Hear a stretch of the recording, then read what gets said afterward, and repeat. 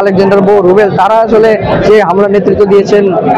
জয় চৌধুরী, যিনি আসলে নতুন নায়ক বলবো, তিনিও কিন্তু একটু ভিন্ন স্টাইলে আমাদের উপর আক্রমণ করেন, যেটি আসলে বিনোদনের অভাব এমন একটা জিনিস, সেটা আমরা কখনোই আসলে কল্পনা করিনি। তারা কমিটি গঠন করেছে, কমিটি তদন্ত সাপেক্ষ তারা একটা কিছু করবেন, কিন্তু কারাই বা করবেন?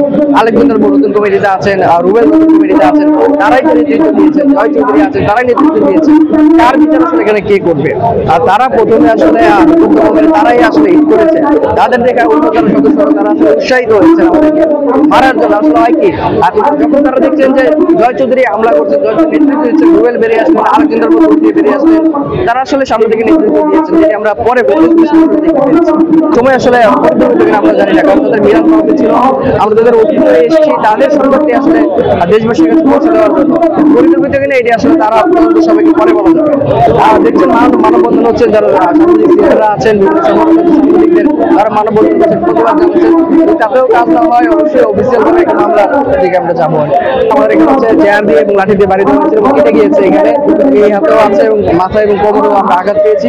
সেই জায়গা থেকে আমরা আসলে এই যে ডাক্তার বলছে 1 সপ্তাহের একটি এইভাবে তুলে রেখে, কারণ হাতটা যখন খুলছিল এবং পুরো হাতটি আসলে ব্যথা, সেই জন্য আসলে এইভাবে রাখা।